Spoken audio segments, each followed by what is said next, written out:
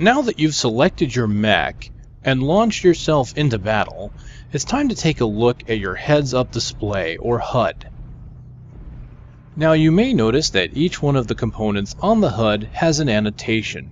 You can click on each one of these areas in order to get to that part of the video in order to help you find what you're looking for more easily. Starting in the lower right hand corner is your weapons information. Here you can select your firing groups and have a quick look at your weapons, their reload time and ranges all at a glance. We'll be going over selecting your weapon groups a bit more later. Just know that for now, the numbers on the left of 1 through 6 represent the firing group that each weapon is assigned to. The ones that are highlighted show that weapon's actual group. If the numbers are flashing, then they are in chain fire mode. If they are not flashing, then they're in group fire. Again, this information will be gone over in more detail later. Next to the numbers are the actual weapon names. Next to those are the effective ranges of the weapons. Keep in mind that energy weapons can fire twice the range of what is listed here. However, the optimal range that's listed here is where you get the maximum damage. If a weapon lists 500 meters, then that means that that energy weapon can actually fire out to 1,000, but the damage will be negligible. Next to the effective range is the reload timer. Anytime you fire a weapon, this bar will fill and then slowly deplete. Once it is fully depleted, you can fire that weapon again. Next to the reload bar is the weapon's current ammunition. If it is an energy weapon, then the icon there will show infinity, representing the fact that energy weapons require absolutely no ammo. You may notice that your weapons have been split into the top and bottom. On the left-hand side of these two splits are little icons, one that shows a circle and one that shows a plus icon representing the crosshair. The icon that is a circle will represent where your arms are aiming, where the one with the plus sign represents where your torso is aiming. This will be very important when we go over targeting later. On the lower left corner of the screen, you will see your mech's readout. This shows you your general health of the mech. Each location of your mech is represented here, including your left and right arms, left and right legs, left and right torso, center torso, and head. As these areas of your mech take damage, they will start to flash. They originally change from this color to a dark red as they take damage, as you may see in this video. If a part of the mech gets completely destroyed, it will turn completely black on this readout. At the bottom center of your display shows the map, your speed, and your heat generation.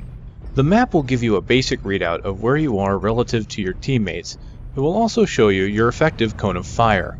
The dotted line with an arrow on it represents where your legs are currently pointing. This means that as you accelerate, this is the direction that you will start heading. The cone of fire can move from side to side as you turn your torso. Your torso moves independently of the legs, so unlike other first-person shooters, you can actually turn to look in one direction while moving in another. You can think of this as using tank controls in any other game. You are effectively moving your turret while your main body moves in a straight line. To the right of your map is your heat generation. As you move, you may notice this go up to a certain level, as moving does generate heat, but only a tiny bit. Heat is generated by firing your weapons. Each weapon has a different heat signature to it. As a rule, larger weapons will typically generate more heat than smaller weapons, and energy weapons will generate more heat than ballistic weapons. When you are not firing, this heat will eventually dissipate. However, if you continue to fire and your heat hits 100% or more, your mech will automatically shut down in order to dissipate the heat. Shutting down is very dangerous as it allows the enemy to get behind you and exploit the very weak armor on your backside. Left to the map is your acceleration gauge. Pressing the W and S keys on your keyboard will not move you forward and backwards at a constant rate like you might be used to. Pressing W and S will increase and decrease your acceleration. Your set acceleration will be represented by a light blue highlight, while your actual acceleration will turn yellow. Because you're dealing in acceleration with a battle mech that can weigh anywhere from 30 to 100 tons, you will not always stop quickly. Even though you completely shut down your acceleration, your mech will take a moment until it comes to a complete stop. This also means that your mech will take time to go from a stop to movement of any kind, and it will take you a little bit of time to reach your maximum speed. You will need to keep this in mind when maneuvering, especially when dodging in and out of cover. Now let's quickly take a look at another cockpit. This is the cockpit of the Jenner. Now what you might notice is that on the left side of the map there is a new bar to the right of the acceleration gauge. This new bar represents jump jets. If your mech is equipped with jump jets, this will show you the remaining fuel. You actually have infinite fuel for the jets, but they can only be used for a certain amount of time before they deplete, and then they need to recharge again. You'll want to keep in mind that you want to leave some fuel in your jets for descent, as falling too quickly with jump jets means you will damage your legs. Now before we move on to targeting, we're going to take a quick look at the top here. This gauge represents how your team is doing in the current fight. The middle shows the time left in the match, and the upper left and upper right show how many kills each team has made.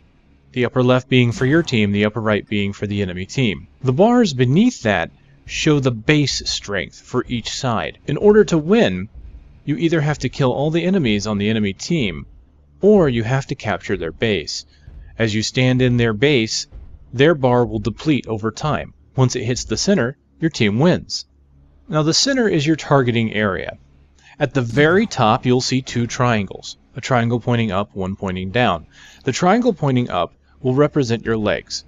The triangle pointing down represents your torso. So as you move your torso from side to side, the triangle will move left and right to show you just how far you have to twist to get back to center. Beneath that is your compass, showing your current heading. This is fairly straightforward, but what you may also notice is that there are several icons that can appear on this compass. The red square represents the enemy base, the blue diamonds represent teammates, and red diamonds represent enemies. If you have an enemy locked on, the diamond will be bracketed by another orange diamond. Now moving to the center of your view, this will be your actual targeting information. To the right you'll see a rangefinder. This shows you the distance where your crosshair is currently pointing. You may need to know this information, especially if you're trying to snipe a target that hasn't been locked onto yet, as this will play into the effective ranges that you have for your weapons in the lower right. Each of these boxes around the crosshair represents one of the 6 firing groups you have available. This allows you to see at a glance if one of your firing groups is available to fire or not. If it's available, it will highlight in yellow. If it's recharging, it will highlight in orange. If your weapons group are firing in chain fire mode, then the square may have sections of it that are highlighted in orange to show that not all of your weapons are ready yet. The important part here is that you actually have 2 crosshairs. The crossed shape crosshair is what you might be used to in most games. This represents where your torso is facing. Weapons in your torso will always fire completely straight relative to your crosshair. Any enemies that are on the fringe of your view cannot be hit by these weapons, and typically enemies that are above or below you may not be hit by them either, depending upon the degree of motion that your torso may have. The little circle represents where your arms are aiming. This circle can actually move far to the left and right of your screen, allowing you to target enemies that are on the fringe of your view. This is especially important if you try circling an enemy and have your torso completely turned. The circle will continue to move even though your torso cannot move any further.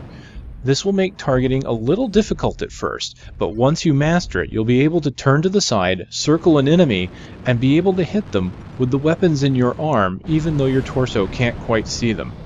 This is why the icons in the lower right hand corner is very important, as you'll want to make sure that your firing groups match up to these 2 icons. If you have weapons that are in a group that fire from your arms and some that fire from your torso, you may not actually hit your enemy with some of those weapons. This can cause you to be very inefficient, especially when it comes to heat and ammo. Now that we've taken a look at the HUD as it relates to you, let's take a look at your targeting systems. Whenever you lock on to an enemy mech, its basic information will be displayed on your screen. First, and most importantly, you'll notice in the upper right hand corner you now have a readout of that mech status, much like your own. You can see how much damage each part of the mech has, which can help you in targeting. You'll usually want to try and target a section of the mech that is already weak and try and take it out. Next to that display shows the enemy's armaments. You can actually see what weapons your opponent has. This can also be very important. If you target an enemy that has a lot of missiles, you may want to dodge and cover and try and get in close, whereas an enemy that has some very long-range particle weapons or energy weapons, you may want to try and move and dodge from side to side. Taking a look at the enemy information can drastically affect how you're going to engage them and approach the battle. Enemy mechs that have been targeted and locked onto will have a red box around them. In the upper right of that box, you will notice that the player name is listed, as well as the designation of their mech. In the upper left-hand corner is the relative health of the mech. While this can be important to note at a glance, it is only a general health readout, as mechs will not be destroyed from simply hitting 0% health. They can be destroyed much sooner. In general, a mech will be destroyed once both legs are destroyed or its center torso is destroyed. Mechs with an XL engine can be completely destroyed by destroying any one of their torsos. A destroyed cockpit will also completely disable the mech. Underneath that relative health is the distance to your target. Again, this is very important. Your weapons have an effective range. To do maximum damage, they need to be at that range or lower. The difference is when you have long-range missiles equipped, or LRMs. Your missiles will show you their maximum range. For example, in this mech, I have LRM-15s that have a 1,000-meter range. If they are further out than this range, then I cannot hit them. Another issue with missiles is they actually have a minimum range. They will typically not be effective at ranges under 200 meters. Unfortunately, this is not on your HUD, and you will have to generally remember this rule. Short-range missiles, or SRMs, do not have this minimum range limitation. One important part of this targeting scheme is you might notice a letter in the upper left-hand corner of the target. This letter is simply a designation given to the mech, and it can be used to help in targeting enemies with your team. For example, if someone says that they are targeting Mech A, then you'll want to look for the mech with that letter, and then you can try and help them take that target out. Now, if you have a mech with missiles equipped, you may notice that as you target them under your reticle, that the circle will start to spin, with two larger circles around it. Once these circles stop spinning and turn red, this means that you've locked on to the enemy, and you're now free to fire your long-range missiles. If you don't wait for the reticle to turn red, then your missiles are not going to hit their target, simply flying out straight until they hit an object. Speaking of missiles, there are two icons that will appear on your targeting information that you'll want to be aware of. The first is this one. It looks like a plus sign with a box inside of it. This icon represents that the enemy is being targeted with a tag device. TAG standing for Target Acquisition Gear. A tag is essentially a laser pointer device to help your missiles find their target more easily. The second icon is this one, looking like a radio transmitter. This icon indicates that a friendly has managed to tag the mech with a NARC beacon. Currently in the game, both NARC and TAG react the same way, the difference being that TAG is energy-based and NARC is ballistic. When you see one of these icons, it means that your missiles are going to be highly accurate. The basic benefits of a NARC beacon or tag are that you can lock on to the enemy more quickly with your missiles. Your missiles will fire in a tighter spread, thus doing more damage to the upper torso. And your missiles will track the mech a lot easier, meaning that fast mechs will have a hard time getting away. Well, that's been a look at your HUD and your targeting systems. In the next segment, we'll be going over how to set up weapon groups, as well as configuring chainfire and linkfire modes.